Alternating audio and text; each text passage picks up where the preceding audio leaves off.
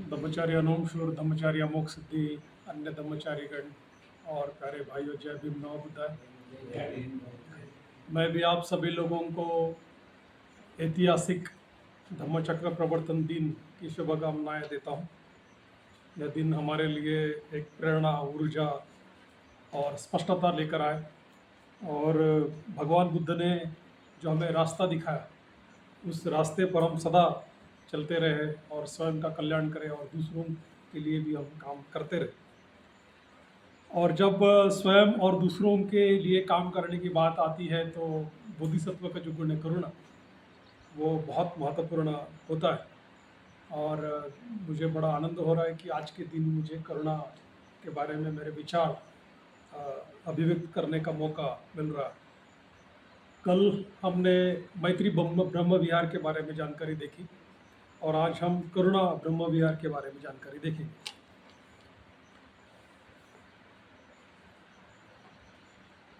करुणा हो, मुदिता हो या उपेक्षा हो, यह इसका आधार मैत्री है।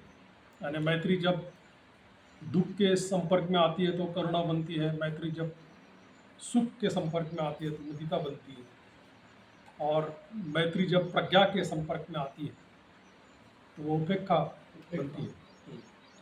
तो उस दृष्टिकोण से मैत्री यह आधार है, मूल सकारात्मक भावना है, उसी से करुणा, मुदिता और उपेक्षा निर्माण होती है।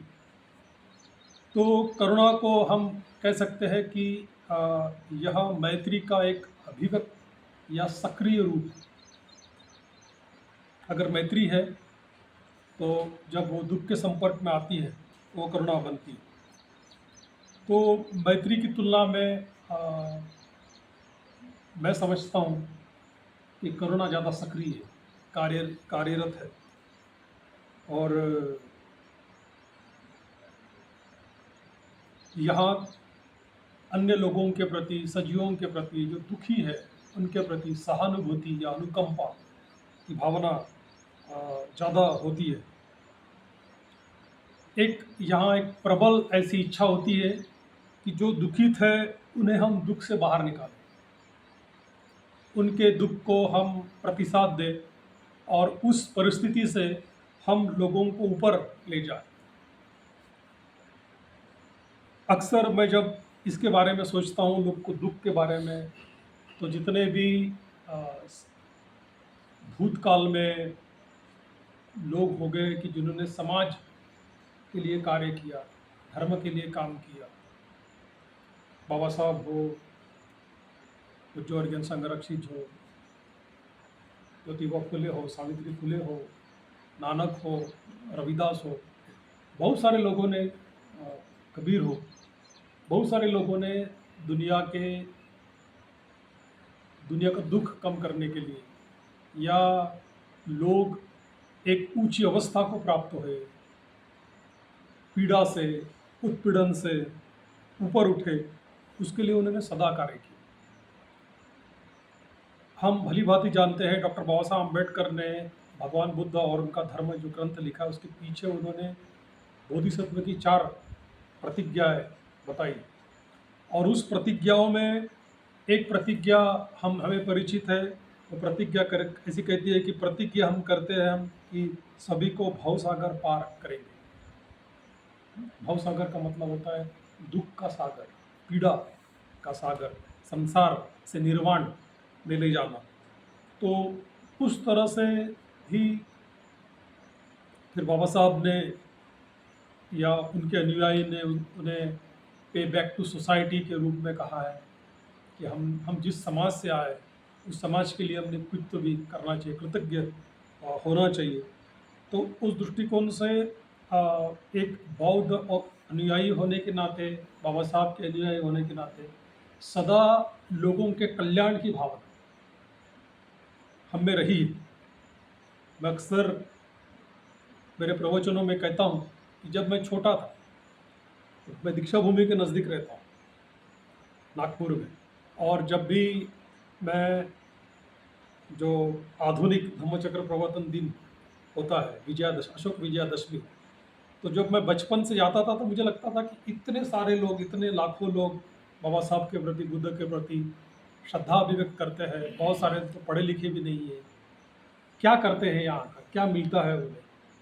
और उनका दर्द देख, उनकी पीड़ा देख, उनकी श्रद्धा देख, मुझे सदा लगता था कि मैंने इनके लिए कुछ तो भी करना चाहिए। क्या करना चाहिए स्पष्टता नहीं थी। ये कौन सी भावना है इसके बारे में भी मुझे समझता नहीं था। लेकिन जैसे जैसे मैंने धम्म को सीखा, धम्म को पढ़ा, खास तौर से त्रिरत्न बौद्ध महासंघ में आया, तो मुझे लगा कि ये तो करुणा है। तो मेरे जीवन में सदा करुणा ने मुझे प्रभावित किया कि केवल स्वहित नहीं, तो जो परहित है, सभी लोगों के साथ विकसित होने की बात। तो जब मैं अमोघ सिद्धि के साथ हम लोगों ने समता सैनिक दल में काम किया, धर्मपाल जी यहाँ पर है, तो हम लोगों ने जब युवाओं के लिए काम किया, तो वही बात हमने अपने व्यवहार में लाने का हमने प्रयास किया। एक नए समाज निर्माण करने का सपना लेकर हम काम किया करते थे, जिसका विस्तारित रूप एक प्रकार से त्रिरत्न बौद्ध महासंघ है। तो यह जो भावना है, ये सदा जब भी मैं आलस्य मुझ पर हावी होता है, निष्क्रियता मुझ पर हावी होती है, तो मैं इस भावनाओं के संपर्क में आता हूँ, मैत्री के संपर्क में आता हूँ, करुणा के संपर्क में आता हूँ, और वह यह दोनों भावनाएं मुझे सक्रिय रखती है, कार्यान्वित रखती है। तो इस तरह से शायद आप लोगों का भी अनुभव होगा, जब भी हम बाबा साहब के बारे में सोचते हैं या अपने सोसाइटी के बारे में सोचते हैं, तो निश्चित ही हम अगर शांत बैठेंगे तो हम खड़े हो जाएंगे। अगर हम खड़े हैं तो हम कुछ तो काम सक्रियता से कुछ करेंगे। तो हमारे जो सकारात्मकता की नित्य रूप से अभिव्यक्ति करना, यह मैत्री और करुणा में आता है। आचार्य शांतिदेव जो नालंदा के आचार्य होकर गए, उन्होंने बोधिचर्या अवतार ग्रंथ लिखा, शिक्षा समुच्चय ग्रंथ लिखा। वे कहते हैं कि बोधिसत्व को दूसरा कुछ आए ना या फिर न आए, लेकिन बोधिसत्व को करुणा आनी चाहिए, करुणा समझनी चाहिए। महायान संप्रदाय का प्रमुख अंग करुणा और प्रज्ञा है। करुणा और प्रज्ञा के आधार पर महायान पूरा संप्रदाय एक प्रकार से आधारित है या स्थापित है। करुणा बोलो या उपेक्षा बोलो, जिसे हम प्रज्ञा कहेंगे, तो यह एक प्रकार से दो पहिए है महायान संप्रदाय के। लेकिन जो भी बोधि चित्त प्राप्त करना चाहता है, बोधिसत्व बनना चाहता है, तो उसमें करुणा होना बहुत ज़रूरी है। करुणा एक प्रकार से बोधि सत्व चैतन्य है। बोधिचित्त चैतन्य बोलो या बोधिसत्व का चैतन्य करुणा है। करुणा यह बोधिचित्त की अभिव्यक्ति है। जब बोधिचित्त दुनिया में काम करता है, दुनिया में सक्रिय होता है, तो वह करुणा से अभिव्यक्त के रूप में दिखता है। उस प्रकार की एक परिपक्व भावना होती है। जैसे मैंने कहा कि बहुत सारे जो समाज सुधारक हैं, बाबा साहब हैं, आज हम ऐतिहासिक धम्मचक्र प्रवर्तन दिन मना रहे हैं। तो कल भी मैंने कहा था कि ब्रह्म संपत्ति आते हैं भगवान बुद्ध के संबोधि के पश्चात, और वो उनको विनती करते हैं कि भगवान आप दुनिया के कल्याण के लिए, दुनिया के सुख के लिए, दुनिया में दर्द कम हो, दुख कम हो, इसके लिए आप लोगों पर अनुकंपा करें और धम्म का प्रचार और प्रसार उन्हें बताएं। फिर बुद्ध ने सोचा कि मैंने जो प्राप्त किया है, मैंने जो हासिल किया है, वो किससे बताओ। तो फिर उन्हें आलार कालाम और उद्दकाम पुत्र का स्मरण हुआ। बाद में उन्हें पता चला कि उनका अभी अभी निधन हुआ है। तो फिर उन्होंने सोचा कि 5 परिवाजकों के बारे में उन्होंने सोचा, कौंडिन्य, वेप्प, भद्दीय, महानाम और अश्वजीत, जो कि कई वर्षों तक उनके साथ लगातार उन्होंने समय बिताया संबोधि के पहले, और उन्हें जब पता चला कि वे मृगदा वन सारनाथ में वाराणसी के पास विहार कर रहे हैं, तो सदा अरे बुद्ध पैदल चले बोध गया से सारनाथ। और मुझे सदा वो एक बात बहुत महत्वपूर्ण लगती है। मैं बुद्ध का वो गुण मुझे बहुत अच्छा लगता है कि जिन लोगों ने उनको नकारा, जो लोग छोड़ के चले गए, 5 पारी में कि ये सिद्धार्थ श्रमण भ्रष्ट हो गया, इन्होंने भोजन लेना शुरू किया, तो अगर हम आम इंसान होते, हम होते, तो हम कभी जाते नहीं उनकी तरफ, जो हमें छोड़ के चले गए, है ना। जिन्होंने अपना साथ छोड़ दिया, दोबारा उनके तरफ हम लौटते नहीं, क्योंकि वो ग्रहणशील भी नहीं थे। लेकिन बुद्ध, उन्होंने सोचा कि नहीं, ये लोग समझ सकते हैं, भला ही वे मेरा स्वागत नहीं करेंगे, भला ही वो मुझे छोड़ के चले गए, लेकिन जो ग्रहणशील नहीं है, जो छोड़ के चले, उनकी तरफ बुद्ध गए। तो अपने आप में बुद्ध का ये बहुत एक कारुणिक प्रतिसाद, एक कारुणिक कृति लगती है कि जो विनती ब्रह्म संपत्ति ने बुद्ध को की करुणा से कि आप धम्म का प्रचार करें, तो बुद्ध उसके मुताबिक उन्होंने अपनी कृति की, और उसके कारण आज हमें 2668 वर्षों के बाद भी धम्म सीखने को मिलता है। तो बुद्ध ने करुणा के कारण, अनुकंपा के कारण, लोक कल्याण के कारण, जो उन्हें हम लोकविदु कहते हैं, लोगों के हितैषी है, लोगों का सुख चाहने वाले, तो उसके कारण उन्होंने बौद्ध धर्म का प्रचार और प्रसार किया।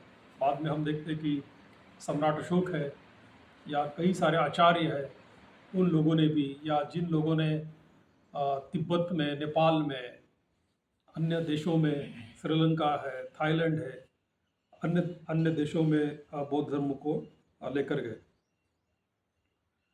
करुणा को अविहिंसा संकल्प भी कहा गया है, कि जो हिंसा है, क्रूरता है, उसके ऊपर हमें यह करुणा भावना ले जाती है। अविहिंसा संकल्प। तो अक्सर हमारा अनुभव ऐसा होता है कि हम सुख को ढूंढते हैं और दुख से दूर भागते हैं। हमें सुख अच्छा लगता है, तो इसलिए हम सुख के पीछे भागते हैं, सुख को ढूंढते हैं और दुख को दूर करते हैं, दुख से दूर भागते हैं। हमें एक संघर्ष भी होता है कि जो हम दुख के बारे में हम जब कुछ अनुभव करते हैं, देखते हैं, तो हम कुछ करें या ना करें, ऐसा एक संघर्ष होता है कि कैसा रिस्पॉन्स दे, कि वो हमारा भी दुख हो या अन्य लोगों का भी दुख हो। तो ये जो करुणा भावना होती है, यह एक परिपक्व भावना है। मैत्री की तुलना में यह एक प्रकार से परिपक्व प्रतिसाद देने की भावना है। तो ये वहाँ काम करती है।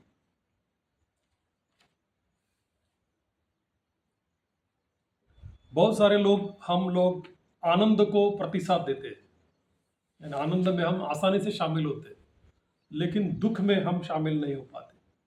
दुख को प्रतिसाद कैसे देना चाहिए, ये भी हमको समझता नहीं। सांत्वना कैसी करनी चाहिए, लोगों को उस पीड़ा से, उस दर्द से कैसे ऊपर ले आना चाहिए। मैंने कहा कि मैत्री के लिए माँ का हृदय होना जरूरी है। करुणा के लिए भी एक प्रकार से माँ का हृदय होना बहुत ज़रूरी है। अगर हम में मैत्री है, एक अनुकंपा है, तो हम जिस तरह से माता अपने इकलौते पुत्र की रक्षा करती है, उसकी परवरिश करती, कल भी मैंने कहा था, तो उसी प्रकार से हम मानवता की परवरिश हम कर सकते हैं। सुख हमें अच्छा लगता है और दुख हमें असुविधाजनक लगता है, पीड़ा होती है, कष्टप्रद हमें लगता है कि दुख नहीं होना चाहिए। लेकिन सुख और दुख मानवीय जीवन का एक अस्तित्व है, वास्तविकता है, ये हम भूल जाते हैं। दुख हमें अप्रिय होता है और सुख की चाहत हम रखते हैं, और इसलिए हम दुख से सदा दूर भागते हैं, उसे टालने का प्रयास करते हैं। अगर कोई दुखी हो तो उस व्यक्ति को भी हम टालने का प्रयास करते हैं कि क्यों तकलीफ मोल ले, है ना। तो हम सदा सुखी रहना चाहते हैं। हम्म? तो हम टालते हैं या प्रतिक्रिया देते हैं। हमें भय होता है कि अगर उसे हम प्रतिसाद देंगे तो कुछ ज़्यादा ही मदद हमें करनी पड़ेगी, ऐसा लगता है। तो इसलिए मान लो रास्ते पे चल रहे हैं तो कुछ हो रहा तो छोड़ दीजिए, या कुछ हमारे आजू बाजू में ऐसी परिस्थिति निर्माण होती है कि जिसे सुधारने की ज़रूरत होती है, तो हम मानो उसे नज़रअंदाज करके हम आगे बढ़ जाते हैं। मानो कि हमें पता ही नहीं, इस तरह से हम जीते हैं। क्योंकि अगर कहाँ तकलीफ है, पीड़ा है, तो हमें सुधारना पड़ेगा, मदद करनी पड़ेगी, प्रतिसाद देना पड़ेगा, और जो हमें बहुत बार अच्छा नहीं लगता है। दुख को कई बार हमारा प्रतिसाद, यानी जैसे एक तो हम नज़रअंदाज करते हैं, उससे दूर भागते हैं, या फिर हमें एक दया भाव निर्माण होता है कि अरे यार ये बुरा हो गया, बहुत दुखी, बहुत तकलीफ हो गई, है ना। तो थोड़े शब्द कहकर, थोड़ी सी मान लो सहानुभूति जताकर, दया जताकर हम आगे बढ़ते हैं। तो जहाँ तकलीफ है, जहाँ दर्द है, जहाँ पीड़ा है, जहाँ दुख है, तो हम केवल शब्दों से बोलकर अरे वाह सबको दुख होता है, मुझे भी हुआ था, है ना, ऐसा बोलकर काम नहीं चलेगा। बहुत बार होता है ना कि हम किसी का दुख समझ नहीं आते और हम अपना ही दुख बताते हैं। कोई बीमार हो तो बोलते कि नहीं आपको तो कम है, मेरे को तो ज़्यादा हो गया था,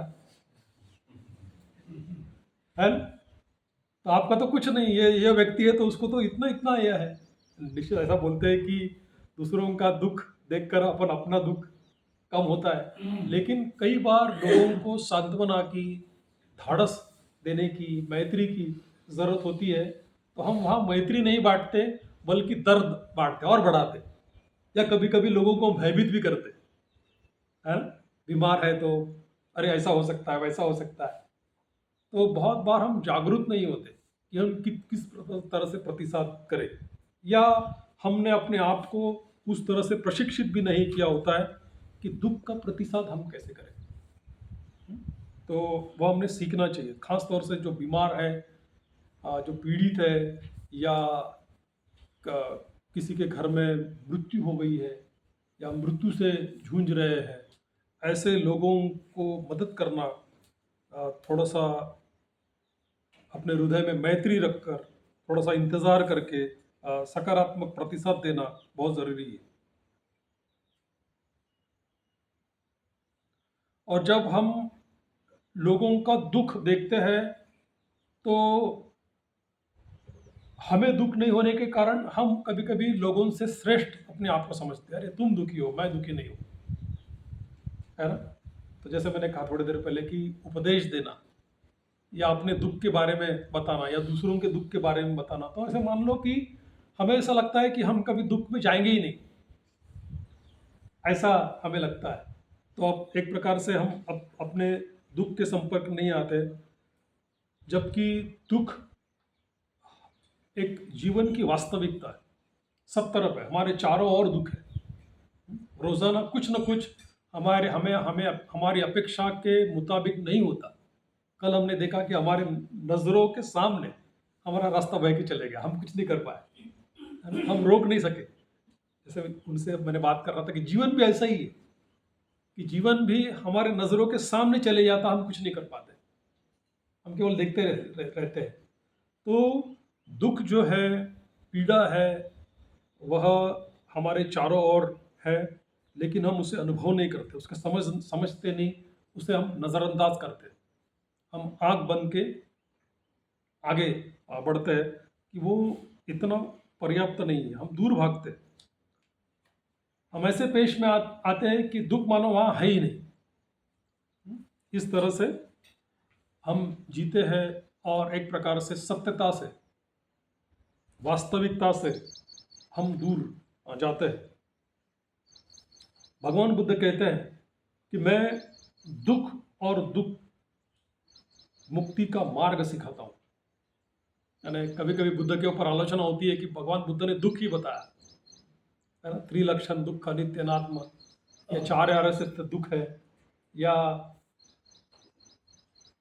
बहुत सारी जगह दुख के बारे में उन्होंने कहा है। तो कई बार लोग कहते हैं कि बुद्ध ने केवल दुख ही बताया, लेकिन बुद्ध ने दुख के कारण भी बताया। आज ही के दिन जब उन्होंने धम्मचक्र प्रवर्तन किया तो केवल दुख नहीं बताया, चार आर्य सत्य बताए, दुख बताए, दुख के कारण बताए, दुख मुक्त कम हो सकता है, उपाय है ऐसा बताया, और दुख मुक्ति का मार्ग भी बताया, जिसे हम अष्टांग मार्ग कहते हैं। तो चारों आर्य सत्य बताए। कभी कभी मैं कहता हूँ कि दुख, पहले जो दो आर्य सत्य थे, दुख और दुख के कारण कुछ हद तक लोगों को पता थे, लेकिन ये दुख पूरी तरह से किस तरह से कम हो सकता है और उसका मार्ग क्या है लोगों को नहीं पता था। तो उसका उपाय, दुख और दुख के कारणों का उपाय और बुद्ध का आदर्श भगवान बुद्ध ने सिखाया। तो ये चारों आर्य सत्यों को हमने समझना चाहिए। दुख, दुख के कारण, फिर जो तृष्णा है, अज्ञान है, लोभ है, आसक्ति है, द्वेष है, जो भी नकारात्मकता है वो दुख के कारण है। और दुख कम हो सकता है, यानी हम बुद्ध बन सकते हैं, हम सुखी हो सकते हैं, हम परम आनंद को प्राप्त कर सकते हैं। और वह परम आनंद प्राप्त करने का मार्ग है, जो मार्गों में सर्वश्रेष्ठ है, उसे हम अष्टांग मार्ग कहते हैं। तो जब हम धार्मिक जीवन जीते हैं तो इन चार आर्य सत्यों को, दुख को, दुख के कारण को, दुख के उपाय को हमें समझना पड़ेगा। हमें जो तीन लक्षण है, दुख, अनित्य और अनात्म, इसे हमें गहराई से समझना पड़ेगा। और इसी से हमें प्रज्ञा प्राप्त हो सकती है, इसी से हमें अंतर्दृष्टि प्राप्त हो सकती है। और इसके बारे में अगर हमारी समझ आती है तो हम अपने जीवन का दुख और अन्य लोगों के जीवन का भी दुख हम कम कर सकते हैं। पूज्य वर्गेंद्र संरक्षित जी ने कई प्रकार के दुख बताए। आरष्टांगिक मार्ग में 3 प्रकार के बताए, या अन्य जगह उन्होंने 7 या 8 प्रकार के दुख बताए। तो पहला दुख जो सर्वसाधारण दुख, शारीरिक दुख हम कहते हैं। दूसरा है विपरिणाम दुख, जो मानसिक दुख या परिवर्तन से होने वाला दुख होता है, बदल होने से होने वाला दुख है। और तीसरा स्कंद दुख का है, जो संस्कार दुख कहेंगे, या असमाधान से होने वाला दुख जो है। तो इस प्रकार से 3 प्रकार के दुख बनते आर्य अष्टांगिक मार्ग इसमें बताते हैं। हम देखते हैं कि संसार में कोई भी चीज हमें पूर्ण रूप से समाधान नहीं दे सकती, या संसार हमें हमारे अपेक्षा के मुताबिक नहीं चल सकता। सदा एक प्रकार से असमाधान हमें मिलता है। और दुख के ऊपर उठने का मार्ग श्रद्धा है, दुख के ऊपर उठने का मार्ग प्रज्ञा है। अगर हम श्रद्धा विकसित करेंगे, अगर हम आशावादी रहेंगे, अगर हमारा विश्वास रहेगा कि इसके ऊपर से हम उठ सकते हैं, अगर हम प्रज्ञा विकसित कर सकते हैं, उसको जानते हैं, हमारे धर्म चक्षु से कहेंगे, धर्म तत्वों को समझ के कहेंगे, तो श्रद्धा और प्रज्ञा दुख के ऊपर उठने का मार्ग। अगर कोई आदमी कितने भी दुख में हो, अगर उसके पास श्रद्धा हो, अगर उसके पास प्रज्ञा हो, तो वो दुख के ऊपर उठ सकता है। तो इसलिए जब भी हम स्वयं दुखी होते हैं या अन्य लोगों को हम दुख से बाहर निकालना चाहते हैं, तो उनमें हमने श्रद्धा निर्माण करनी चाहिए, एक विश्वास निर्माण करना चाहिए, एक आशावाद निर्माण करना चाहिए। साथ ही साथ उन्हें प्रज्ञा बतानी चाहिए। अगर हम बता सकते हैं तो हम दुख के ऊपर उठ सकते हैं। बाबा साहब ने वही किया, बुद्ध ने वही किया, पूज्य वर्गीय संरक्षित जी ने वही किया। पूज्य वर्गीय संरक्षित जी कहते हैं कि जो सुखद अनुभव है उसके सतह में, उसके नींव में, उसके नीचे सदा दुख होता है। यानी हम दुखी है इसलिए सुख पाना चाहते हैं। यानी हम जो भी सुखद अनुभूति करते हैं उसके बेस में, सतह में दुख होता है। हम दुख से ऊपर उठना चाहते हैं इसलिए हम सुख पाना चाहते हैं। और जैसे मैंने कहा कि कोई भी चीज़ पूर्ण रूप से हमें समाधान नहीं देती, यह समझने के लिए और ये जब बात हमारे समझ में आती है या हमें प्रज्ञा थोड़ी बहुत प्राप्त होती है, झलक होती है, तो वहीं से एक प्रकार से धार्मिक जीवन की शुरुआत होती है।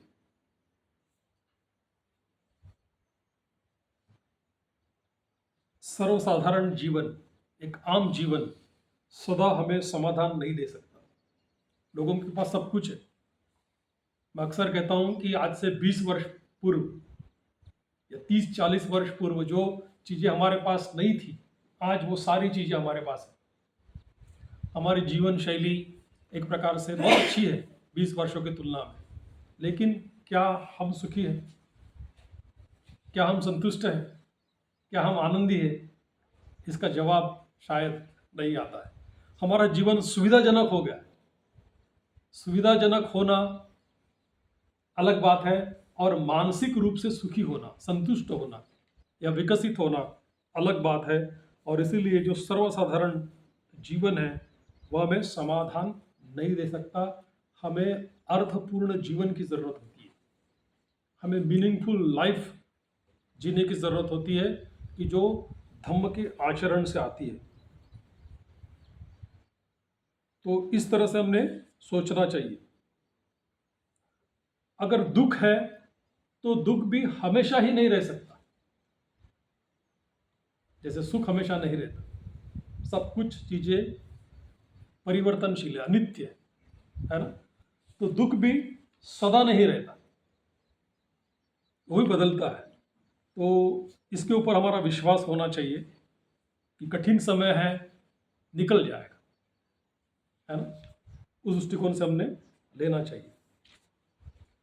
तो जैसे मैंने कहा कि बुद्ध ने जैसे 3 प्रकार के दुख मैंने आर्यष्टांगिक मार्ग में, जैसे जो अर्जुन संरक्षित जी बताते हैं, तो बुद्ध 7 प्रकार के दुख बताते हैं। बुद्ध कहते हैं कि जन्म दुख कर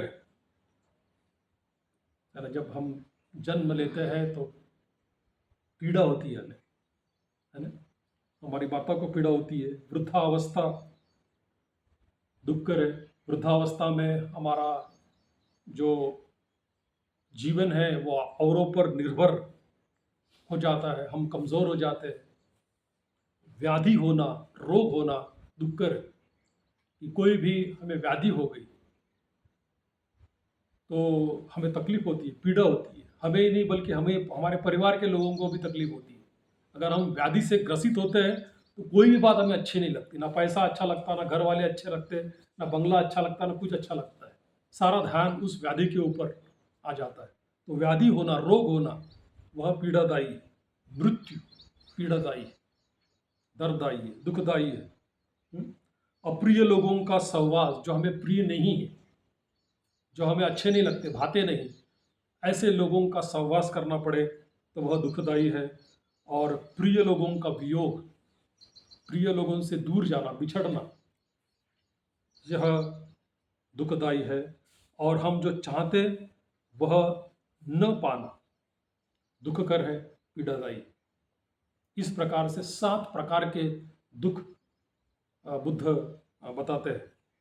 तो इन्हें भी हमने समझना चाहिए कि हमने जन्म दुख कर है समझना चाहिए, हमने वृद्धावस्था को दुख कर है समझना चाहिए, हमने व्याधि को दुखदायी है, पीड़ादायी हमने समझना चाहिए। मृत्यु तो पीड़ादायी है ही। अप्रिय लोगों का सहवास पीड़ादायी है, और प्रिय लोगों से वियोग होना, दूर जाना, वह पीड़ादायी है। और जब हम जो चाहते वो प्राप्त नहीं होना, यह भी दुखदायी है।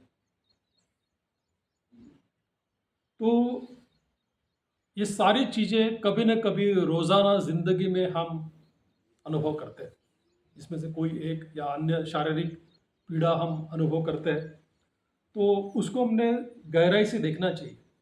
साथ ही साथ हम धम्म मार्ग पर आचरण कर रहे हैं या हम त्रिरत्न बौद्ध महासंघ में हैं, तो कौन से कारण से हम संघ में आए, या दूसरे शब्दों में मैं कहूँगा कि हमारे जीवन में कौन सा असमाधान है कि जिसका हल हम ढूंढने का प्रयास कर रहे हैं।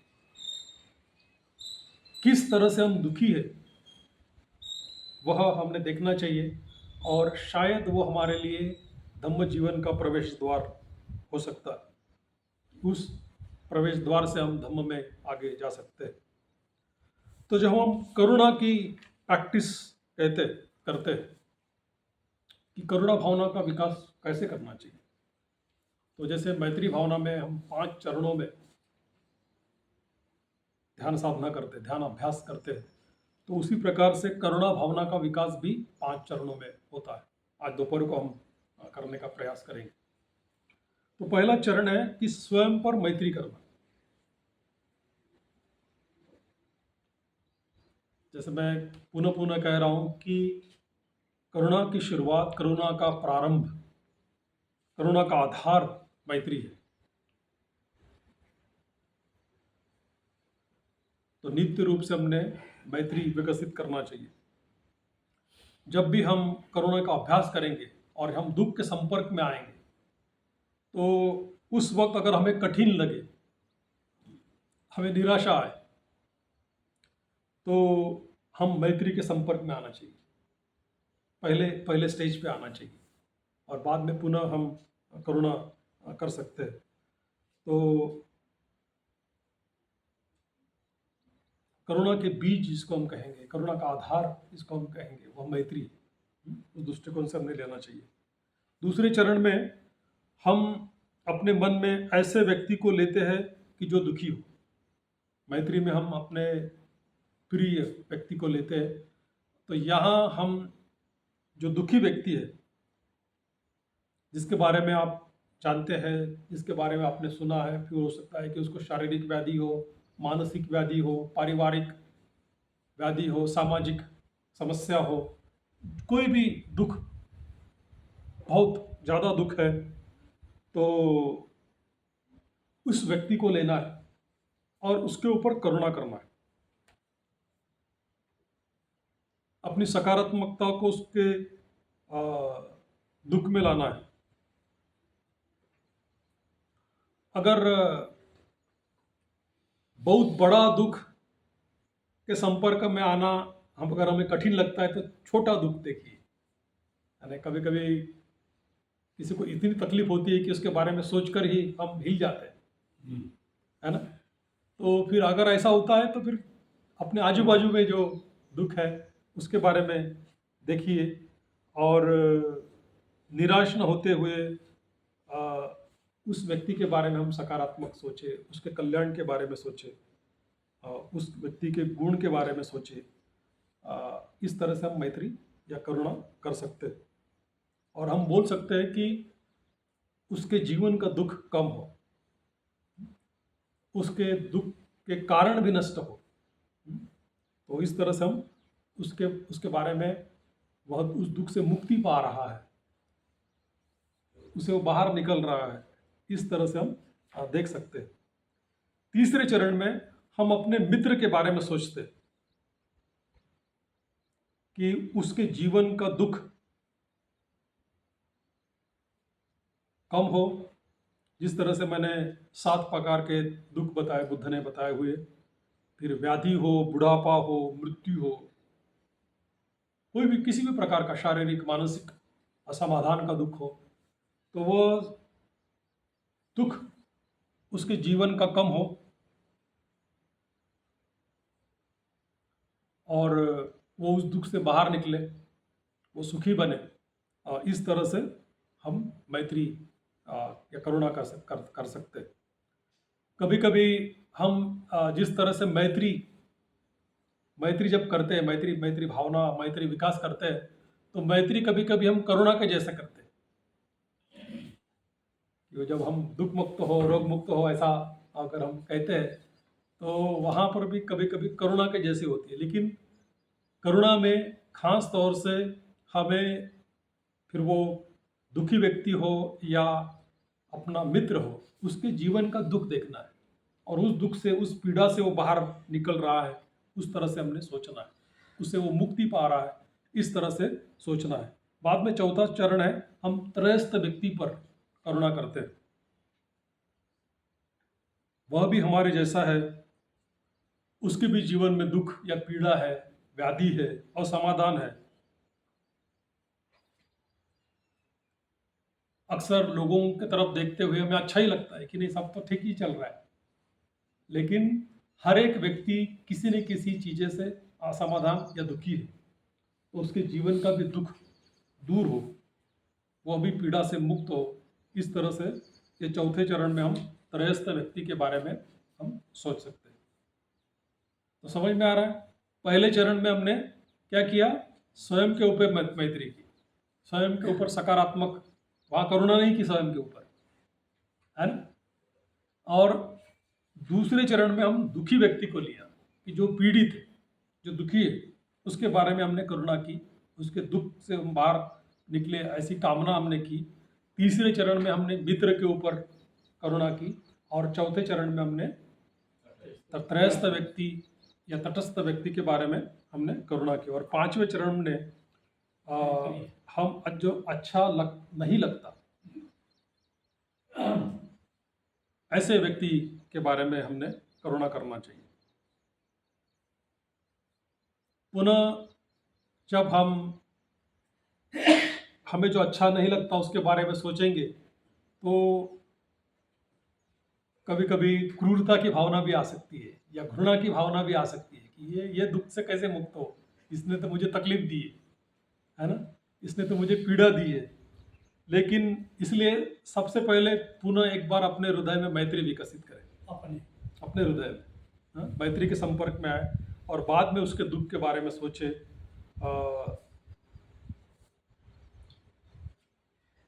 और वो भी दुखी है, वो भी दुख मुक्त हो उस दृष्टिकोण से हमने देखे उसे, उसकी पीड़ा देखे, तो शायद हमारा उसके प्रति जो रवैया है वो बदल सकता है। वह भी वृद्ध होंगे, वह भी बीमार होंगे, वह भी मृत्यु को वश होंगे। तो इस तरह से अगर हम सोचते हैं, जैसे मृत्यु हमें क्या याद दिलाता है, इस लेख में पूज्य ऑर्गन संघर्ष जी कहते हैं कि हम सब लोग मरने वाले, तो हमने अपने झगड़े खत्म करने चाहिए। तो उस दृष्टिकोण से भी हम सोच सकते हैं कि हमारा जो नापसंद व्यक्ति है वह भी एक दिन मर सकता है, वह भी व्याधिग्रस्त हो सकता है, वो भी बीमार पड़ सकता है, वृद्ध हो सकता है। तो हमने हमारे हृदय में जो गांठें हैं या नकारात्मकता है वो हमने कम करना चाहिए। और छठा चरण करुणा का है कि यहाँ पांचों लोगों को हम इकट्ठा देखते हैं। हम स्वयं, दुखदायी व्यक्ति, हमारा मित्र, त्रयस्थ व्यक्ति और हमें नापसंद है यह व्यक्ति, इन सब के जीवन का दुख देखे, इन सब के जीवन का असमाधान देखे और उसे हम प्रतिसाद दें, अपनी मर्यादा को, अपनी करुणा भाव को विकसित करें। और इस तरह से 6 चरणों में हम करुणा भावना कर सकते हैं।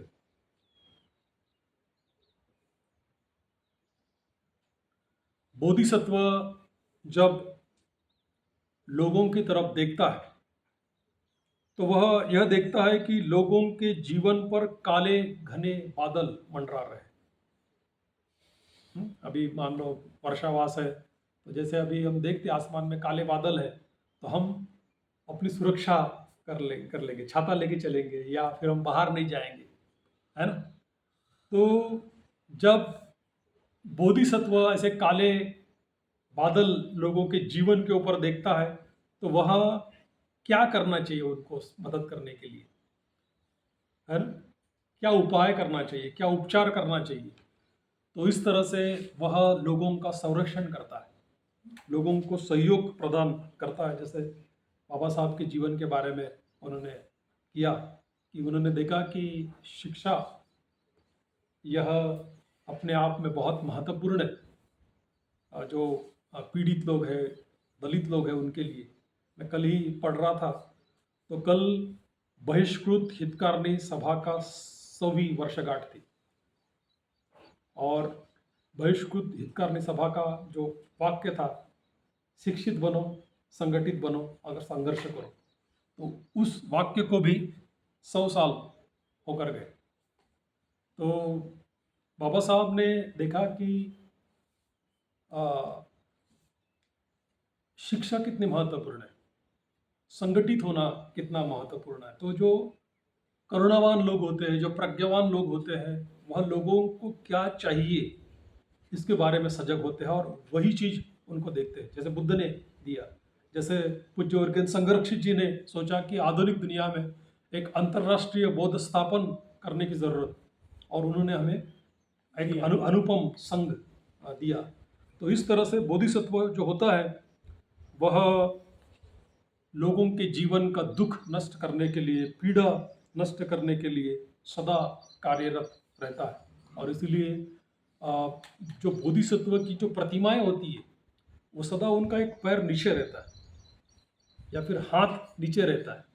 या हम अवलोकित ईश्वर को देखते हैं कि उनको 1000 हाथ, और 1000 हाथों में अलग अलग चीज़ है कि वो लोगों को बांटे, मदद करे, बांटे। तो उस दृष्टिकोण से करुणा का प्रतीक अवलोकितेश्वर है।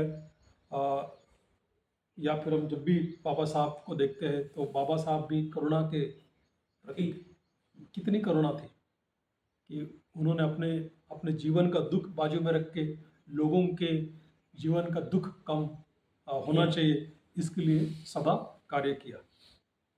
तो जो करुणा है, इसके 2 शत्रु बताए। करुणा का दूर का शत्रु क्रूरता या निर्दयता को बताया गया कि दूसरों के दुख में आनंद लेना। तो यह करुणा का दूर का शत्रु है कि लोग अगर पीड़ित हो रहे हैं, दुखी हो रहे हैं, खास तौर से जो लोग हमें पसंद नहीं है, जो समाज हमें पसंद नहीं, जो धर्म हमें पसंद नहीं है, अगर उन लोगों को तकलीफ हो रही है, पाकिस्तान मैच हार गया तो हमें अच्छा लगता है। क्यों भाई? जो अच्छा खेलेगा वो जीतेगा, है ना। लेकिन पाकिस्तान सदा हारना चाहिए, भारत सदा जीतना चाहिए, ऐसा हमें लगता है, जो कि उचित नहीं है। तो दूसरों के दुख में, दूसरों की पराजय में, दूसरों की हार में आनंद लेना, पटाखे फोड़ते लोग, पाकिस्तान हार गया तो, है ना। तो ये क्रूरता ही है, ये गलत है। तो हमने अपने आप को सवाल पूछना चाहिए कि क्या मुझ में कोई क्रूरता बची हुई है? क्या मैं इस तरह से आनंद लेता हूं? लोगों की हम मजाक करते हैं, टीज करते हैं, है ना, हंसी उड़ाते हैं, तो वह भी एक क्रूरता का प्रकार है। तो वो भी हमने टालना चाहिए। एक आध बार ठीक है, लेकिन सदा हम किसी को टारगेट बना के किसी की आलोचना करते हैं या किसी की मजाक उड़ाते हैं, किसी को टीज करते हैं, तो वह भी क्रूरता हो सकती है, जिससे करुणा निर्माण नहीं होगी। तो क्या हम ऐसा कोई कर्म करते हैं? क्या भूतकाल में ऐसा हमने कोई कर्म किया है ना, क्रूरता का? तो उसके बारे में हमने सोचना चाहिए।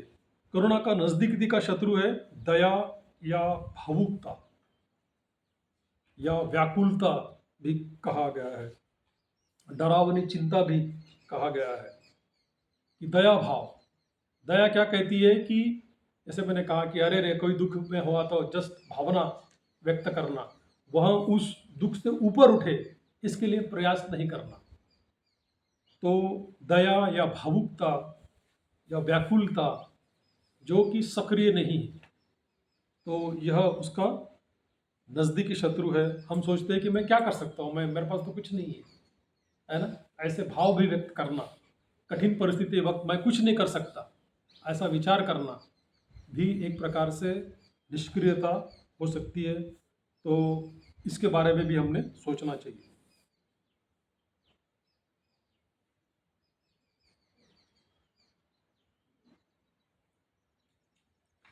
तो हम जब समूह में रहते हैं, परिवार में रहते हैं, समाज में रहते हैं, देश में रहते हैं, अपने लोगों के साथ रहते हैं, तो लोगों का जीवन आसान बनाने के लिए, सुविधाजनक बनाने के लिए हम क्या कर सकते हैं, इसका हमने विचार करना चाहिए। करुणा एक प्रकार से मानव धर्म है। अगर करुणा है तो यह दुनिया एक बेहतर दुनिया बन सकती है। अगर हमें एक नया समाज निर्माण करना है, अगर हमें एक नई संस्कृति निर्माण करनी है, तो हमने करुणा को प्राथमिकता देनी चाहिए। दलाई लामा अक्सर कहते हैं कि करुणा मेरा धर्म है। तो जो कि मानव धर्म है कि करुणा ही लोगों का धर्म होना चाहिए। एक दूसरे के प्रति सहयोग, एक दूसरे के प्रति प्रतिसाद, एक दूसरे के प्रति मदद की भावना, एक दूसरे के कल्याण की भावना, सक्रिय कल्याण की भावना, दूसरों को दुख से दूर करने की भावना, ऊपर उठाने की भावना, इसके लिए हमने सदा प्रयास करना चाहिए। और इसलिए त्रिरत्न बौद्ध महासंघ एक आशावाद है। त्रिरत्न बौद्ध महासंघ हम प्रयास करते हैं कि लोगों के जीवन का दुख कम हो जाए, लोग दुख से ऊपर उठे, लोग धम्म मार्ग पर चले। तो क्या मैं त्रिरत्न बौद्ध महासंघ को लोगों तक पहुंचा रहा हूं, या त्रिरत्न बौद्ध महासंघ से हम लोगों को जोड़ रहा हूं? तो यह भी शायद मैं अकेला बहुत कुछ नहीं कर पाता, यानी बहुत परिवर्तन नहीं ला सकता, लेकिन किसी को हम संघ के माध्यम से जोड़ दिए या फिर धम्म मार्ग पर अगर हम लेकर आते हैं, तो उसके जैसा कल्याणपूर्ण काम नहीं हो सकता है। वह भी एक करुणापूर्व काम है कि लोगों को धम्म मार्ग पर लेकर आना। यह कारुणिक कार्य है। तो यह कारुणिक कार्य हमने करना चाहिए। मैं पुनः समाप्ति करने के पहले ये बात कहना चाहूँगा कि बुद्ध ने करुणा के माध्यम से ही हमें धम्म बताया। यानी बुद्ध को महाकारुणिक हम कहते हैं, है ना। जब बुद्ध का महापरिनिर्वाण हो रहा था और आनंद को बहुत दुख हुआ, और वो सदा बोलते थे कि बुद्ध के महापरिनिर्वाण के बाद भी वो सदा कहते थे कि बुद्ध बहुत करुणावान थे, है ना। डॉक्टर बाबा साहब अम्बेडकर बहुत करुणावान थे, पूज्य उर्गेन संरक्षित जी बहुत करुणावान थे। अगर हम इन लोगों को अपना आदर्श मानते हैं तो हमने भी करुणावान होना चाहिए। हमने करुणा को बेहतर समझना चाहिए, बेहतर समझना ही नहीं बल्कि उसका आचरण करना चाहिए और उसका प्रसार करना चाहिए। तो आज के लिए इतना ही। आप सब लोगों ने मुझे शांति से सुन लिया, इसलिए मैं आप सब लोगों का आभार व्यक्त करता हूँ। धन्यवाद। जय भारत।